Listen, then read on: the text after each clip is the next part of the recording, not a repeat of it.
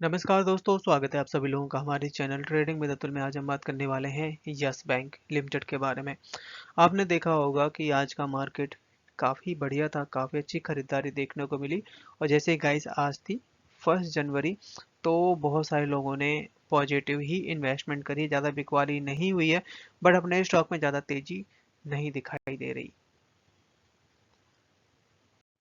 ऐसा क्या कारण है कि ये स्टॉक अब चल नहीं रहा? जैसे कि 32 रुपए तक का हाई बनाने के बाद स्टॉक है जो कि 20 रुपए के ऊपर निकलने में भी इसको काफ़ी ज़्यादा दिक्कतों का सामना करना पड़ रहा है, क्योंकि सेलिंग प्रेशर ज़्यादा होता है और बाइंग प्रेशर यहाँ पे कम होता हुआ दिखाई दे रहा है। बट गाइस क्या है कि यहाँ पे आरबीआई की तरफ से कुछ ऐसे डिसीजन लिए जा रहे हैं, यहाँ तक कि Nippon life India mutual fund की तरफ से भी कुछ एक बड़े फ्रॉड केस की बात निकल के आ रही है। यहाँ तक कि क्या यहाँ पे state bank of India yes bank में टेक ओवर कर लेगा?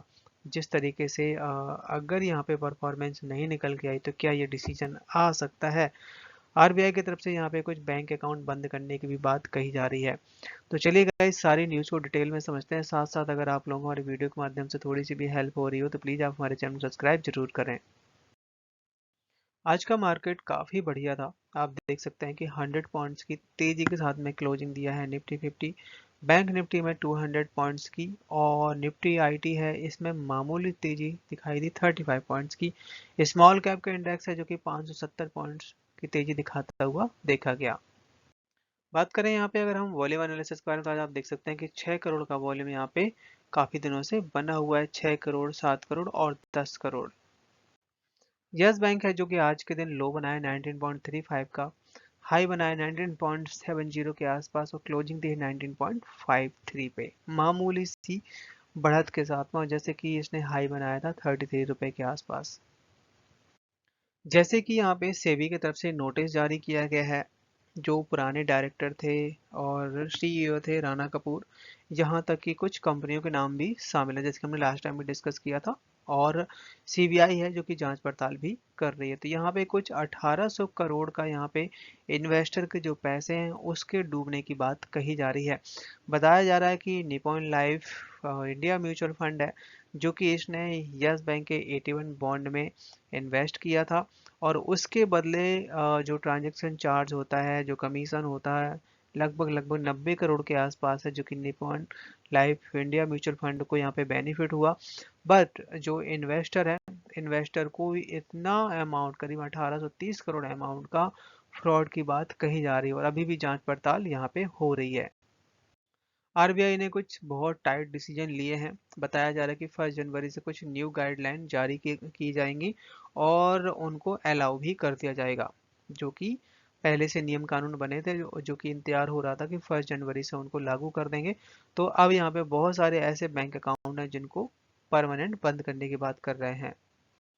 डोरमेंट अकाउंट, इनएक्टिव अकाउंट, बताया जा रहा है कि जो ऐसे अकाउंट हैं जिनमें 2 साल के अंदर कोई भी ट्रांजैक्शन नहीं हुआ, या फिर इनएक्टिव अकाउंट जो कि 12 महीने से इनमें कोई भी एक्टिविटी नहीं हुई, ना ही कोई पैसा निकाला गया, ना ही कुछ इसमें लॉगिन किया गया, ऐसे अकाउंट को रिस्क फैक्टर देखते हुए इनको बंद करने की बात कही जा रही है।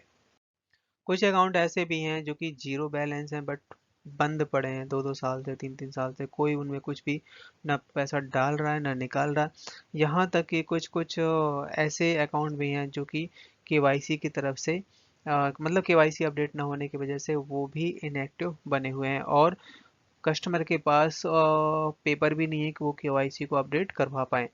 तो इस तरीके का अकाउंट को बंद करने की बात कही जा रही है, जिसमें बहुत सारे बैंक जैसे SBI, union bank, private sector bank, इन सब के बैंक अकाउंट को क्लोज कर दिया जाएगा।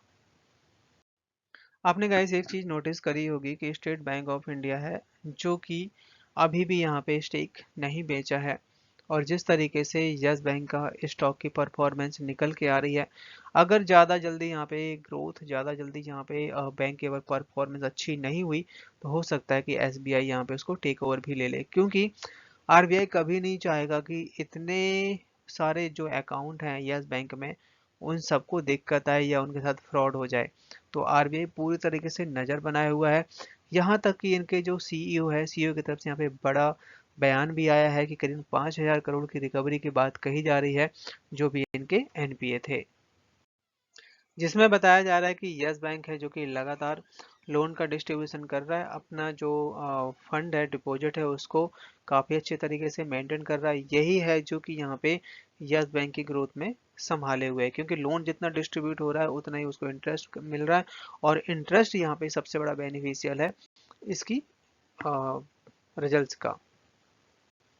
सेबी की तरफ से यस बैंक की जो ट्रेडिंग है वो 48 आवर्स के लिए रोक दी गई है, मतलब 2 दिनों के लिए।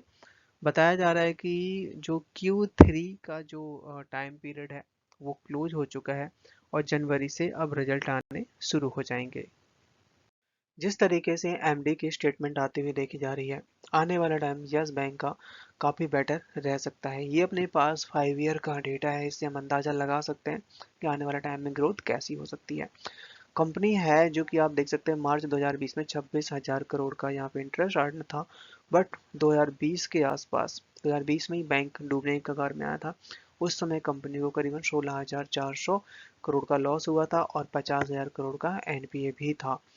बट धीरे धीरे कंपनी ने रिकवरी की, और इस समय आप देख रहे हैं कि मार्च 2024 में कंपनी फिर से 27,605 करोड़ का इंटरेस्ट अर्न कमाया है, और इस समय जो बैंक है 1285 करोड़ का नंबर भी आया है। और अभी मार्च 2024 के जो नंबर आने हैं वो पूरे अभी बाकी हैं, क्योंकि 2 ही नंबर आए हैं, Q1, Q2, Q3 और Q4 के नंबर आने अभी भी बाकी हैं। तो आने वाले टाइम में काफ़ी बेटर रह सकता है।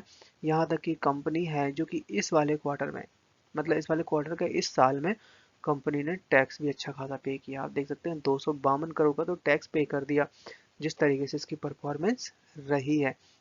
बात करें यहाँ पे अगर हम टोटल इनकम की, तो टोटल इनकम है जो कि पहले जैसा नंबर हुआ करता था मार्च 2019, मार्च 2020, उसी तरीके से यहाँ पे बढ़ता हुआ दिखाई दे रहा है, टोटल खर्चे और टोटल इनकम भी। आज के दिन शेयर ने हाई बनाया 19.70 का, लो बनाया 19.52 का, क्लोजिंग दी 19.63 पे, 0.2% तक की तेजी बनती हुई देखी गई। चार्ट में नजर डाली जाए तो यहाँ पे आप देख सकते हैं कि 22 रुपए तक का हाई बनाने वाले स्टॉक है जो कि 19.5 के आसपास है, और यहाँ पे अगर स्टॉक नीचे जाता है तो स्टॉक 18 रुपए तक कोई लेवल दिखा सकता है, बट अगर ऊपर जाएगा तो 22 रुपए तक भी बहुत जल्द पहुंच सकता है। मार्केट में कुछ ऐसी खबरें भी चल रही थी बीच में कि एक्सिस बैंक जो है यस बैंक और आईडीबीआई बैंक में से, दोनों में से किसी एक बैंक को एक्वायर कर सकता है। बट यहाँ पे एक्सिस बैंक के एमडी की तरफ से कुछ खुलासे किए गए हैं कि इस समय दोनों ही बैंक काफ़ी अच्छा परफॉर्म कर रहे हैं, बट अभी वो किसी भी बैंक में नहीं सोच रहे एक्वायर करने का। इसके साथ साथ जेसी फ्लोवर्स की तरफ से कुछ बड़ी खुशखबरी दी जा रही है, करीबन 161 करोड़ का। जैसे कि हम सब जानते हैं कि जेसी फ्लोवर्स की तरफ से एनपीए बाय किया गया था यस बैंक का, तो धीरे धीरे करके जो भी रिकवरी हो रही है वो यस बैंक के अकाउंट में आती हुई दिखाई दे रही है।